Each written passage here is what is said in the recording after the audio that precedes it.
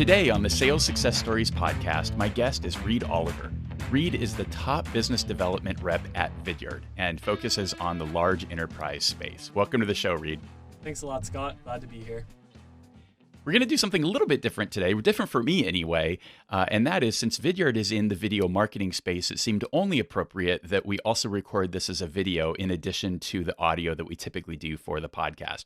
So if you're listening to this and you'd like to see my head talking to Reid's head, you can go over to top1.fm/12. That's the number 12 for episode 12. And you'll see the video, and we'll also have all of the show notes and links to anything else that we talk about throughout the show today. So like we always do with the show, I'm going to ask Reid to start with the top 3 things that have set him apart and allowed him to get to the top of the leaderboard. Absolutely. And I think that's a great way to kick things off. I think in the BDR world and in sales, we're often living life in the fast lane, heads down. So when I had the opportunity to think through these, it was a great point for me to really reflect and kind of see how I've gotten to here and what steps I've taken. The first thing, thinking all the way back to the beginning of starting out in my role, something I think was imperative was asking a ton of questions and really learning. So I'm lucky enough that I'm in a position that I have a manager who's a rock star across our company. He's always open to learning new things and helping us grow. So I really leveraged that early on, and I asked a lot of situational specific questions, whether it be how to handle current messaging, what strategies to go into accounts with, and it really helped me ramp up really quickly and get to where I wanted to be in the role. And then not only my specific manager, but I also tried to really be a sponge and soak in everything that my peers were doing when I saw that they were being successful. So whether that was somebody in a role that I wanted to move into at some point in the company, somebody who was doing really well in the BDR spot, I tried to pick and choose things that I saw them doing that were working and put them into my own processes and really try to make a fit there. So that was a big thing for me at the beginning. The second thing is just actually taking action from what I was learning. I think it's easy to have one thing go in one ear and out the other, especially when you have a lot going on. But to actually be meticulous in what you're learning and actually action those that knowledge to your day-to-day processes is a really big thing. It doesn't matter what you're reading or what you're hearing in blog posts. You really need to actually put it towards your day-to-day and see what's being successful. And then the final thing that I thought of, it's something that I really try to apply not only in my role, but also in my day-to-day, is just to be gritty. One of my favorite TED Talks by Angela Duckworth is around perseverance and really being hungry to succeed. And I think if you come into your role, if you come into anything in life, being hungry and being willing to do whatever it takes to kind of get to your top role or where you want to be, it's going to allow you to do those little things and really push through and kind of get to that top leaderboard spot. Yeah, that's great. And that's a great TED Talk. I recommend folks listen to that.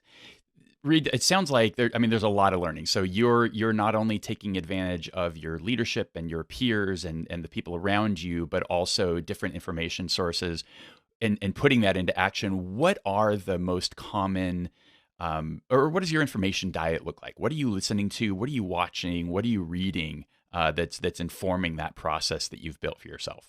Yeah, that's a good question. I think my information diet is really consistently evolving. Here at Vidyard, we have a few different channels where we share a lot of blog posts, industry news, whether it's video specific or just in the business and tech world. So I take advantage of reading a lot of that content. It's something that's I know is trending and it's worth sharing within our company, so I really focus on that. I also do a lot of reading. Our company is lucky enough that we have a library where every new hire will put in a book that they think has helped them get to where they are today. So I've taken full advantage of a number of those books. A few that I've read when I first started out in technology was Mark Benioff at Salesforce, his sort of memoir and how he started out that company. Recently, I read Fanatical Prospecting by Jeb Blount, and I actually grabbed a few of his strategies, and I'm using them every day in my role here. So it's neat what you can grab from different information sources and kind of apply them to your day-to-day. Yeah, remind me of the name of Benioff's book. It's something about the cloud, but I don't remember what the full title is. Beyond the Cloud, I think it's Beyond the Cloud, but I don't want to get quoted on that. Yeah, we'll look it up. We'll have the right link in the show notes for sure.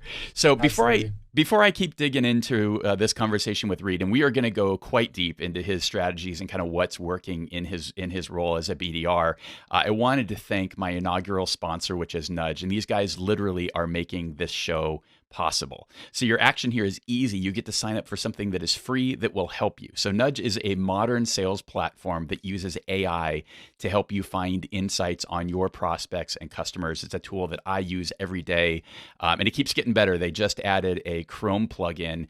So it shows up right inside my Gmail, and I get to see some of those insights on my contacts as I'm in Gmail. So to get your own free account, go to top1.fm/nudge, NUDGE, top1.fm/nudge, and you can get your free account. So Reid, talk about a little bit more about your role in specifics and how you got to number one. And in particular, I'm interested in what you mean by what is a large enterprise these days? Yeah, absolutely. So large enterprise for us, we base it off of a revenue. So we're looking at companies who are above $1 billion in annual revenue. My role specifically is to identify who in that revenue basin could benefit the most from our solution. So my real goal is to understand what a company is doing within their video strategy, and that's across the organization. So some things are easy to pick out from a marketing standpoint. I can see what videos they have on their website. I can understand what campaigns they're running. When it comes to internal communications, that often needs to be a bit digging a little bit deeper, which is something I can touch on later. But my end goal is to understand how I can bring value to the company and who the right people are to talk to at that company. Because at the end of the day, I need to be able to book meetings with my account executive that are actually having meaningful conversations and where we're providing value on our end and where they're interested to hear how our solution can help them on theirs. Great stuff. And Reid, quantify your results for us a little bit. What does it mean to be number one at Vidyard? Sure. So we're measured on how many meetings we're able to book with our account executives, as well as how many of those are deemed qualified opportunities. Myself, over the past 6 months, I've been at around about 140% of my quota attainment. Sales is really an up and down process. Sometimes you have ups and sometimes you have downs, but it's I've been able to kind of mesh those months together and really end up hitting my numbers towards the end of it. Very good. So let's talk about some of those specifics. There's been a lot of interest in some of these SDR, BDR type of conversations that we've had, and I really like to dig into the process. So walk us through kind of end to end the research that you're doing, the prep that you're doing as you get ready to get into one of these accounts, and then what works. I mean, in today's day, what are you finding most consistently is helping you open up some of those doors? Sure. There really are. There's a ton of tools out there, and a lot of them are fantastic. And I think you really need to pick and choose which ones are going to benefit your style the most. So for me, it all begins in the research phase. We use Salesforce here, so I will often look into accounts and run specific reports on whether we've had conversations with them in the past, whether we've met with them at conferences. If we've never had any sort of interaction with them, I'll go even deeper and do things like follow the company on Sales Navigator, set up Google alerts, just so I can understand when people are interested in the video process. Because if you can understand when a company has a reason to invest in video or to invest in their digital strategy, you're going to be more likely to have that conversation. So I really begin with the research phase and try to understand, does it make sense to be reaching out at this point in time? And I find that research is one of the most important things, whether it's the company or whether it's the specific people, because if you really feel in the back of your mind that you're reaching out for a purpose and for a reason, it's not going to bother you whether you're interrupting their day or whether they're just too busy, because you're coming in there with real value and you really want to help and you really believe in the company that you're standing behind. So I think that's a big part of how you find the companies that you're going after and the people specifically that you're looking to contact. And I assume the research you're doing is one kind of high level within the company. Like you said before, it's not just kind of the marketing angles, but how else might they be using video, and then kind of connecting the dots between the individuals and what they care about and how Vidyard is going to impact their own roles. Is that accurate? Yeah, exactly. We actually had Jill Rowley at our office earlier this week. She's a social selling guru, if you will, and she talked a little bit about how in order to be interesting, you need to be interested. And I really liked this because it's something that I try to be in my research phase. I try to actually be interested in what a company's doing, maybe understand their business model, maybe understand what that specific marketing executive wants to have for their goals. And as I have experience more and more speaking with these professionals, I can kind of understand what priorities they have, what they'd like to hit. But every individual company is also different. So if I'm able to take the time and kind of be really interested in what I believe they're looking to accomplish, it often transpires into more likely to them being willing to chat with me as well. Yeah, awesome. I know Jill Rowley quite well. We were actually colleagues back in Eloqua days, so she's great. Reid, talk about, so you've done the research. Now you're prepared to go after the account. What does your outreach look like? Yeah, so we use SalesLoft here at Vidyard. It's really great because it allows me to schedule and have my priorities set when I go into the day. I have specific cadences that I have built out where it's a scenario where I have different emails set for different personas, and then I personalize each of my emails based on the research that I've done. So some of it is going to be from a template so that I can save me some time, but I'm always going to be adding 2 or 3 personal touch points throughout that cadence. And it's a mix of emailing, making phone calls, and then also having social touches. So whether that's liking posts on LinkedIn, commenting on different articles or forums that I see online, it's all about having different angles and mixing up the variety of the outreach that you're doing. And in my case specifically, I've been trying something in the large enterprise space. It's even more difficult to actually get these people's attention. So I actually work something where I can understand as soon as an email is actually getting into their inbox, or whether they have opened up a video that I've sent, because we're able to track that on our end, I'll put them into something that I call a hot cadence, where I work specifically on a one-to-one basis. I move in more of a consultant basis, and I try to even further that research and kind of understand exactly what they're looking to do in order to book that meeting. So it's almost my own marketing funnel, if you will, on the BDR side. Yeah, that's really interesting. And talk about, I'm sure you're doing some really interesting things in the way that you're using video in your prospecting. Talk about that. Yeah, video. To drink my own Kool-Aid here at Vidyard, video has been a game changer for me in terms of cutting through the clutter. I mean, I think I see every day LinkedIn posts about how many emails executives are getting, or we often see people who write, oh, this is another poor BDR or SDR prospecting email. So I try to really think differently, and a huge part of doing that is including video in my email strategy. So I found personally just including a thumbnail of myself, or with for example, a whiteboard, will add some personalization and say, hey, Scott, my click-through rates on my emails have actually gone up by between 5 to 7x. And I'll even take that further, and I'll put together a short demonstration of where I see on their website that we can provide value, or how I noticed a campaign coming up that I think we would be interested in. So the whole point is kind of just to get somebody to actually take that 10 seconds while they're scanning to say, okay, this looks interesting to me. And then boom, you're able to actually follow up and understand, and hopefully book that meeting and have that conversation with them. Yeah, and what is that tool? Because you guys actually have a tool that's available to not just those that work at Vidyard.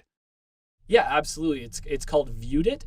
There's actually a free version that you can use. It's a Chrome extension, and the whole idea is you can either send what we call a selfie video. I'm sure what I look like being recorded right now, and insert it right into the body of the email. Or you can also share your screen, and you're going to show up in a little bubble on the corner, and you can walk through different things that you want to share, whether it be something on their website, as I mentioned, something on our own platform. But I found it to be really effective communication medium above and beyond just the emails or just the phone calls. And there's even different ways that I'll use it. I'll use it initially if I'm trying to just reach out from a cold touch prospecting standpoint.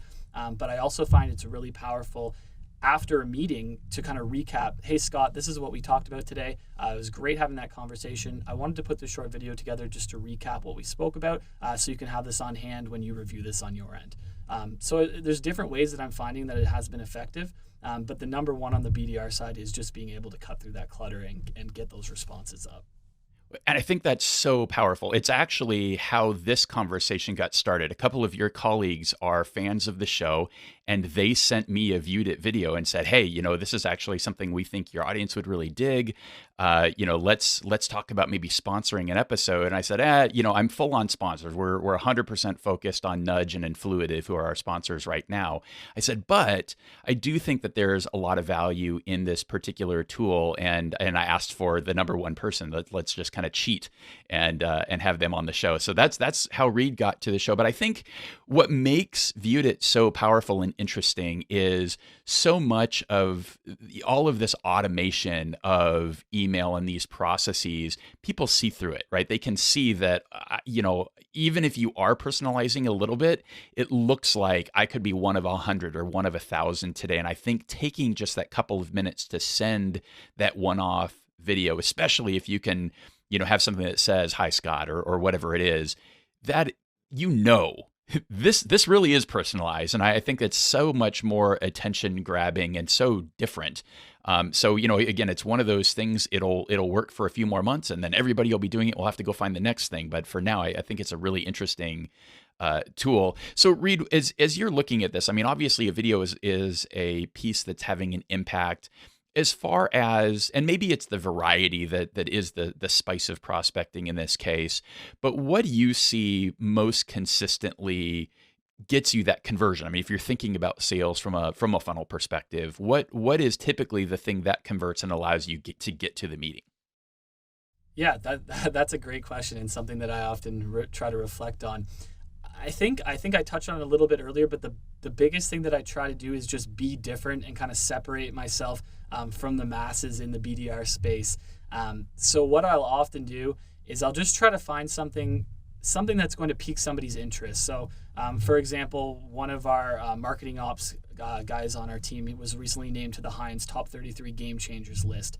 And I always read things like that, and it happened to be that I noticed there was 5 other people named on the list who were also companies that I'm working with currently in the large enterprise space. So it's a matter of, hey, congratulations on the award. Would love to hear a little bit about what your team is doing. By the way, we're also somebody that's honored in this space and we'd love to connect, or something like that, when it's not necessarily just the consistent ask of, hey, do you have 5 to 10 minutes to chat? Because you want to be able to provide value from the beginning on. So sometimes I'll even have emails where it's not necessarily an ask at all. It's more acting from a consultative space and just saying, if you'd like to learn a little bit more about how companies similar to X are using our platform to achieve results like this, I'm happy to help and work with you on that.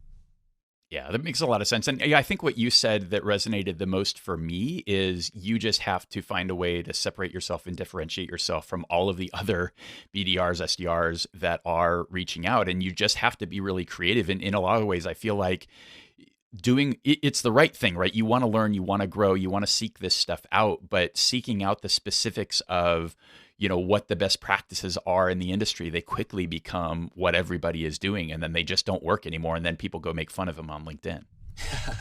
Exactly. So, Reid, let's take a step back. What's your origin story? How did you get started in this sales path? Yeah, it's funny you asked that. That's kind of the typical question in the interview process when you're moving into sales, and I don't think I've really locked down an answer yet. But a big part of me getting into sales is all growing up, I was big into sports. I liked the competitive nature of it. I like the idea of being on a team, but also being able to kind of control your own destiny. And I really like sales because it's what you bring to the table is what you're going to get out of it. So whether you're the one going to the office and really grinding through and really pushing to kind of get your numbers up, it's what you bring, and I like being able to control it of that aspect.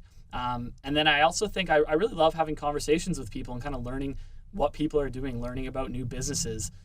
From a young age, I worked at a golf course for 6 or 7 years where every day was, hey, Scott, how are you today? Oh, brutal weather, huh? But just having those kind of conversations. And I think it's made me comfortable in meetings to kind of familiarize myself and personalize myself, even in sending videos, just having that personalized appeal. So I like the communication value in it as well. Awesome. And of your accomplishments today, what are you most proud of?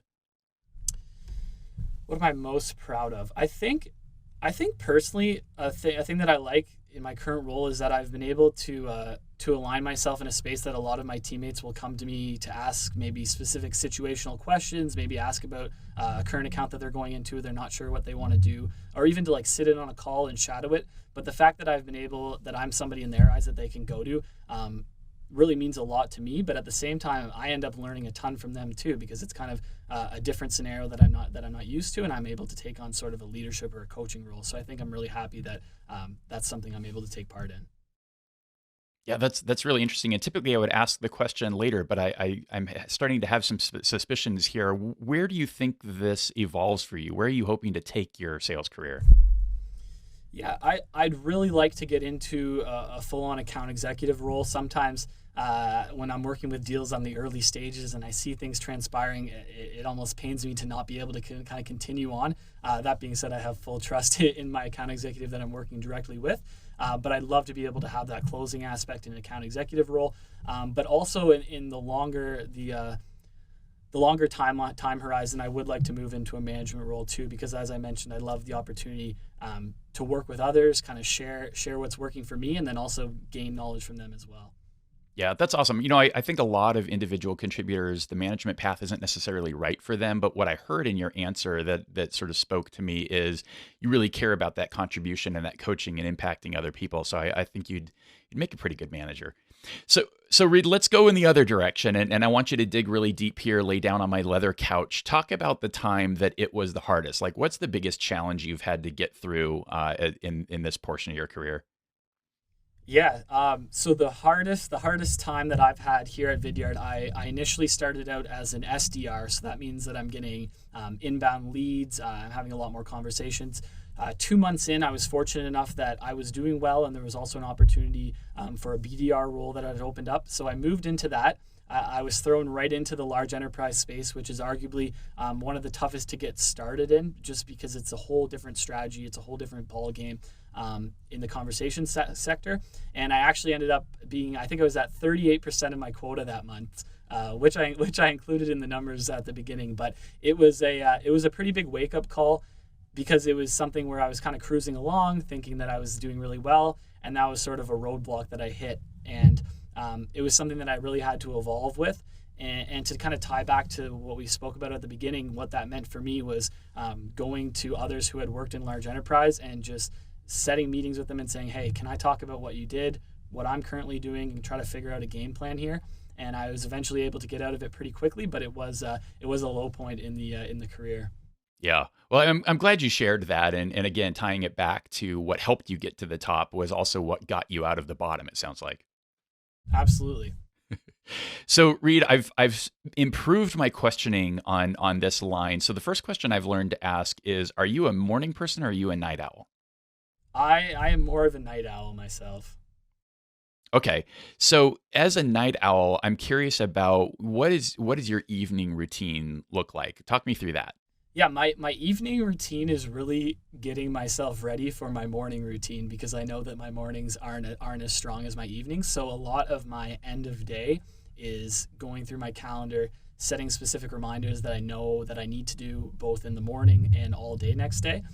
It's prepping what sort of tasks I'm going to do outside of just emailing. So whether that be planning out social touches or actions that I want to take.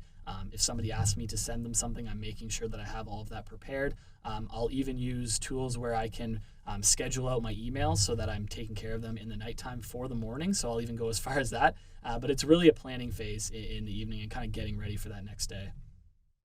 Yeah, and when is that? How long does that take? I mean, give us a little bit more detail about what your process is there. Yeah. It depends. It really varies on day to day. Sometimes if I'm having a really busy week and I need to spend some time, I'll probably take an hour at the end of the night. Sometimes it's just while I'm on the couch watching TV, getting ready for the next day. Sometimes I'm still focused in the office. But a lot of it is working through our sales tool, Sales Loft, going through what my tasks are for the next day, and kind of planning it out and saying, okay, this is what I need to do here. These are the steps I need to take. Why don't I grab a few articles that I want to share the next day, or kind of take that next step? And it allows me to move through my day really quickly, because the previous day has it all set up for me, teed up, if you will. Yeah, that's sweet. Is there a particular way that you try and structure that next day? I mean, are you blocking out time? How are you doing that? Yeah, absolutely. So I mentioned fanatical prospecting a bit. One of the major things I took from that book was setting up call blocks in my calendar. What I do is I switch it up between Pacific time and East Coast time, and I will vary it each day after day. But I'll set blocks where all I do is focus on making those calls, and it's actually gone a long way in getting more connections, having more conversations. But it's a good way to kind of focus only on one thing, So that's a big part of my day, and it's something that I use my calendar for religiously, if you will. Very cool. And I'm going to try something new with this episode. I haven't done this before. We're playing with a new tool. We also have a sales success community that is a part of the show. That's where the Influitive sponsorship comes to bear. So that's hosted by Influitive. And since you're probably listening to this with your phone likely in your hand or within the next couple of feet, if you text top one, that's the number one, so top one to 444-999, that'll get you an invite to that sales success community. We've got a lot of great resources in there. As I keep going with Reid, I'm sure I'll find something that I'll ask him for, and we'll include that in the sales success community. It's just a nice little bonus for you. It's totally free, just a way for us to kind of give back and continue to build some community. So again, top one, text that to 444-999. Quick caveat though, that's only going to work for about the 70% of our audience that is in the US. So Reid, I'm sorry, your Canadian friends and those who are around the rest of the world, you still have to go to top1.fm and put your email address in there. So Reid, you talked before that there's a lot of different kind of tools and apps. What are your favorites? What are the most important tools that you're using? I mean, we've obviously already talked about Salesforce. We've talked about SalesLoft. What else is in your arsenal? Sure. A few Chrome extensions that I find really help me out. I use a Chrome extension called Datanize. Essentially, I can go on a website, see a predictable what they're likely at in revenue, what kind of funding they have if they're a smaller company, what kind of technology they're using. So a big piece for us is understanding what sort of marketing automation system and what sort of CRM a company has. And that arms me with a ton of intelligence, especially if it's not a company that we currently have in our sales force. So I'm a big fan of that. We also use Reportive, which gives me email addresses off of LinkedIn. So if it's something that we're not able to find good data on, we'll use that in addition to Kite Desk, which is another opportunity to grab data, whether that's email addresses, contacts, where people are moving within a company. Those are kind of just a few simple extensions that are all free that you can add at no charge as a BDR or as a sales rep. And then a big piece of my day-to-day is Sales Navigator on LinkedIn. I take full advantage of following specific prospects who I'm not connected with, following full companies and getting alerts on that end. So I'll often scan my own newsfeed on LinkedIn for information, seeing what's going on in my network. But I'll also fully live in the Navigator space where it's all the companies that I'm living with and contacting day after day. Sweet. I just realized I have a very funny association with Reportive now, and it's actually your fault.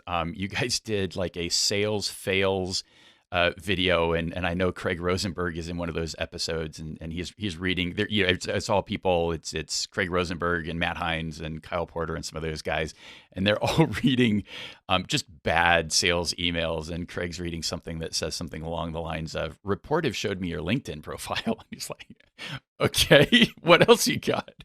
So anyway, good stuff. Kyle, see, I'm thinking about SalesLoft now. Reid, how would you describe your style? Yeah, my style is it's pretty heads down. I think when I'm at the office, I'm pretty focused on what I want to be doing in the day. I'm definitely taking the opportunity to kind of converse with my team, kind of go over the day-to-day offerings and what we're having. But I really try to stay focused on the tasks at hand and on the goals that I have. And then while I am being focused, a big part, as I mentioned, is trying to think differently and strategically and differentiate myself. I think I have quite a few responses from people where they'll often say, "Wow, this is a great email. I haven't got something like this in the past." I like to think a big part of me that is directly from me. A big part of that is also including video in my email strategy. But trying to blend those two together and just trying to cut through that clutter through differentiation and specific strategy would be essentially the philosophy that I stick to. So it sounds like you're gritty, you're kind of keeping your head down in a lot of ways, but doing it in a way that you're kind of really creative and trying to stand above and beyond. Exactly. Sweet. What motivates you, or how do you motivate yourself? Because it sounds like you've got a lot of drive. There's been at least one challenging point. How are you keeping that energy level up and keeping that activity going? To be honest, the dashboard motivates me quite a bit when I go in and I know that I'm kind of having a slow month. I always find myself peering at that. Even in sports, I was one of those guys that was always checking the stats and kind of seeing what was going on. So just from a purely numbers game, quantitative metric, that's a big part of it.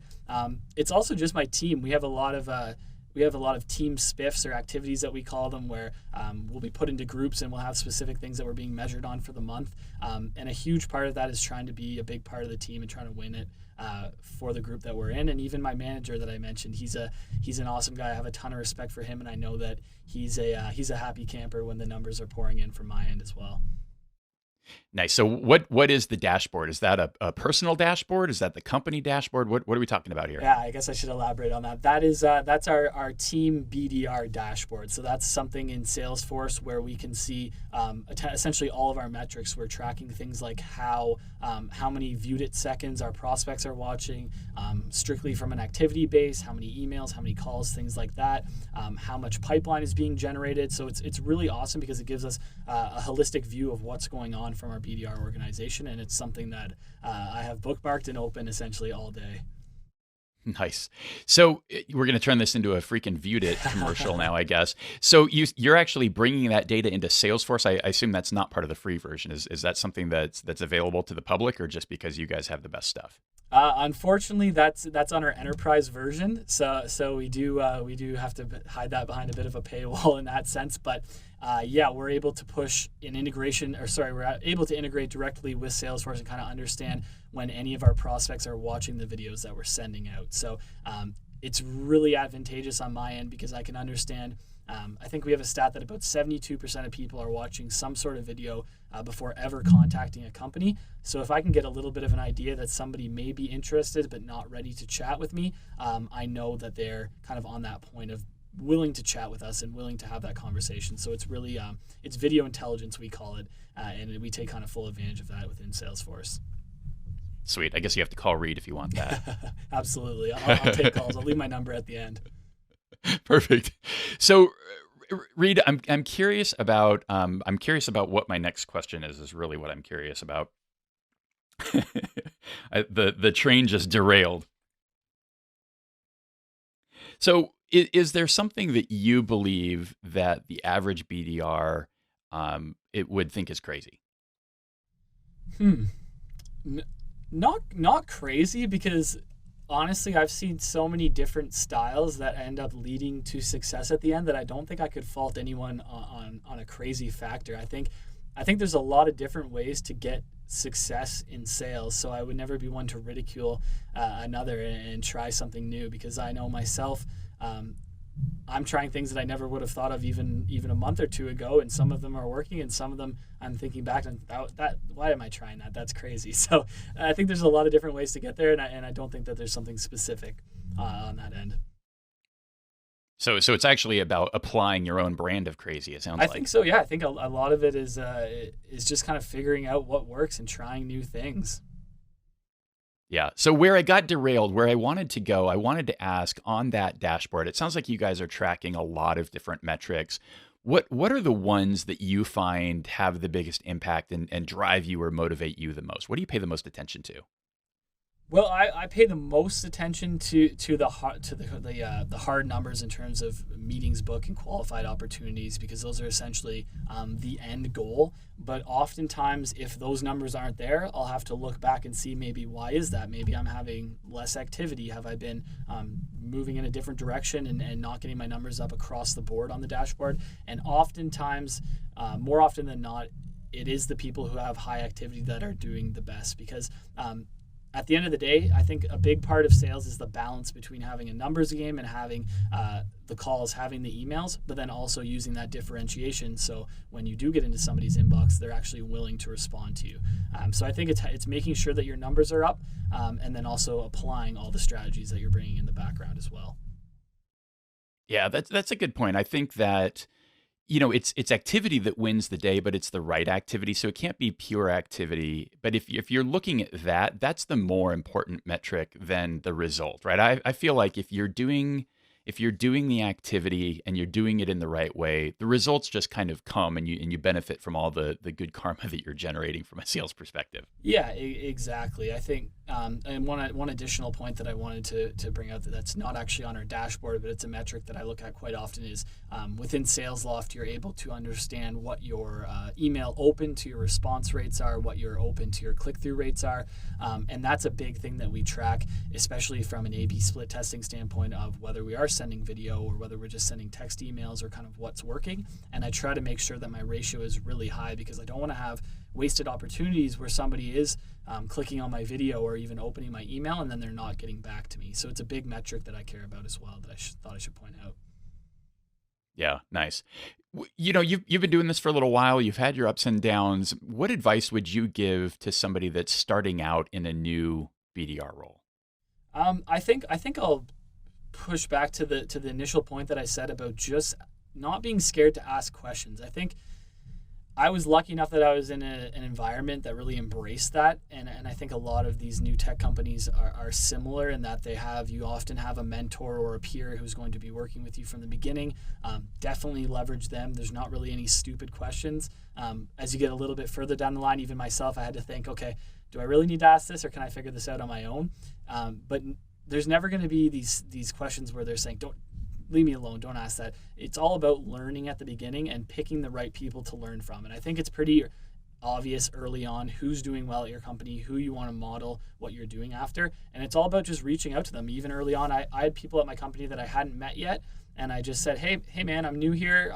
I've heard you're doing really well. Do you think we can grab a coffee and just talk about how you've got to where you are? And I think that was a big piece for me to kind of getting where I am and really ramping up my learning. Yeah. So it sounds like you're doing a lot of what I'm doing really well. So if you were in my shoes and you were talking to other top sellers, what would you want to ask them? What would you want to know? Yeah, that's a really interesting one. I think I would love to hear, much like you've asked me, sort of how they go about choosing the accounts that they're working with and what their specific messaging is. I think it's really powerful to just see what people are sending in emails and understand what's getting wins or what's gaining traction across industries. I know ours specifically, we have a I'm going to bring up Viewed It again, but we have a Viewed It Wins channel where we actually post the videos that are leading to successes, leading to responses and booked meetings, and being able to say again, oh, okay, Mark had a great video. I'm gonna tailor some of that messaging that he used and kind of put it in my own. So if you were even able to look a little bit further in and understand if there's a community where people are sharing successful emails and not just the ones that people are bashing on LinkedIn, I think it could go a long way. But that being said, once everyone starts doing the same thing, like you mentioned, in a few months, you're going to have to change it up again. Yeah, absolutely. Well, I think we finally found our sexy tidbit that I get to put into the community. Reid, would you be willing to share a few of your best ofs, whether that be Viewed It videos or just other messaging that we could put into the community? Absolutely. I would be more than happy to. Awesome. See, people, I told you there's a reason. So you got to text top one to 444-999 if you're in the US, or just go to top1.fm and get on that mailing list. We're trying to load that thing up with a lot of good stuff. And I think that's a great question. It can be challenging for folks because not everybody is open and willing to share that. But I know I've known a lot of people at Vidyard over the years, and you guys have just a super great kind of open culture. So I appreciate your willingness to contribute that. Reid, who's the very best salesperson you know personally? The best salesperson that I know personally is a friend of mine who was 2 years ahead of me in school. We both went to Western here in Ontario, and he's actually at Salesforce right now. And he was one of the big reasons that I moved into that I decided to go into the B2B tech and the SaaS world was because of a lot of the things he was sharing with me. I've modeled a lot of what I do after him, and he's one of those guys that you can just tell when you're having a conversation with him. You know he's sharp, he's always on the ball, and you think, okay, I enjoy talking with you. I can see why other people do as well, and why you're doing well in a sales atmosphere. So what else? I mean, what is making him such a great seller in your opinion? What are those things that you try and emulate the most? I think that he's a really knowledgeable guy. He has a really strong business acumen, and he takes that knowledge that he's grasped, whether it's from education at school or just kind of what he's learning at Salesforce, and he applies it every day to those conversations that he's having. And he's also one of those guys who he's going to do anything that it takes to win as well. He's really competitive in nature. It's why he's one of a great friend of mine, but it's why he's also, I think, rising to the top pretty quickly over there, just because of that ambition that he has. Very cool. All right. That brings us to the very hardest question I think I will ask. And that is, we've talked about a lot of different things today. And I try and, just like you, right? You want, learning is great, but learning for the sake of learning doesn't convert into sales results. So how would you recommend the person listening to this take action on what we've talked about? If they were to take on a challenge over the course of, say, the next week or the next 2 weeks to improve their own results, what would you suggest they do? I think that they should definitely start with having a set goal. So and a time horizon for that goal. So whether that means, as you mentioned, a 7-day time period, whatever sort of role they're in, I think you need to have something to push towards. So whether that's you want to book 5 meetings, you want to have this many email responses, whatever you want to do, have that in the horizon, and then pick how you're going to get there and try to choose what steps you're going to take. So whether that's in the BDR role specifically, whether that's having the right combination of social touches, emails, phone calls, whether that's doing something completely different and maybe looking at job boards, understanding when companies are hiring and going in from a different angle, but trying something and kind of having a plan that you can execute with an end goal is kind of the best way to stay on task and stay focused, I think. Yeah, good stuff. Hey, so I really appreciate everybody who's listened through to this point. I want to read, I'm going to put this all on your shoulders. I want to create sort of a great nugget for those who've made it through to the end with us. What's the most fun, the most creative, just the most interesting thing that you've done that helped you get a meeting that you thought was really cool? Let me think that. Give me 10 seconds here and I'll think that over. Yeah. No pressure. So I have it came up to my mind here. So one company that I was working with, they had a big event coming up. I learned about it on their website. I often browse through different event pages because a big thing that we do for events and account-based marketing is personalized video. So I knew that they had this event coming up. They had a few different videos promoting it. And what I did is I actually took some of the video content that we have and I went in and I personalized it all specifically for that person, for their company. And then I even built out, we call them calls to action, from within the video that said, hey Reid, would you like to sign up? And if you clicked it, you actually went to their website sign up page. So I have to admit, I got a little bit of help from our one of my dev friends here at Vidyard, but it is pretty intuitive in terms of how you're able to do that. And I actually set up a full video invitation for their events team, and they ended up really liking the concept behind it. That's awesome. You know, I did one of the ones I'm most proud of, and I'm so bummed. I don't think I still have a picture from this, and I'm struggling to come up with the name of the company. I know I've got a lot of ladies that listen to this show, so you guys will have to bail me out. There is a famous shoe company out of New York. Madden is the guy's name, but I can't come up with his Steve Madden. So Steve Madden Shoes was one of the accounts that we were trying to get in front of, and I was working for Bizarre Voice. So Bizarre Voice sold, they had a kind of a ratings and reviews type solution that we could put on people's websites. Well, I found out that Steve Madden was coming to the Nordstrom here in Austin. So my SDR and I made a sign. So I took this poster board, and it was big. See where my hands, like, they're not even on the screen right now. And I made stars. So I had 5 big stars. We painted them blue. I put it on this thing. We stood in line for God knows how long. So we would probably stand there for an hour. The funny part is, like, the CEO of Bizarre Voice happens to walk through and is like, "What are you guys doing?" I'm like, "Actually, I'm trying to sell something right now." And it's like on a Saturday, right? So here we are in Nordstrom. So we wait in this line, and then we get up to the table, and so both Alvy, my SDR at the time, and I go in for the picture, and we're like, "Hey, will you hold this sign?" And he's looking at us like, what are you going to do with this? I'm like, look, I promise it's all good. So yeah, we got that picture, and then we used that to open the door with with their head of marketing. So that was a fun little project. That stuff doesn't always come around, but every now and then you find a way to be super, super creative, and it gets noticed. That's a fantastic story, and kind of a great example of differentiating yourself, right? Like what I was talking a little bit about before. Not many people are taking that step, so that's awesome. Yeah, exactly. Now, if only I had the picture, we'd put that on the website. But oh well, c'est la vie. So again, thanks everybody for listening. Don't forget, text Top One to 444-999 or go to top1.fm. Get into that community. We're really trying to create a lot of value there. Reid, thanks again for your time. Absolutely. This has been Thanks a lot, Scott. Really appreciate it.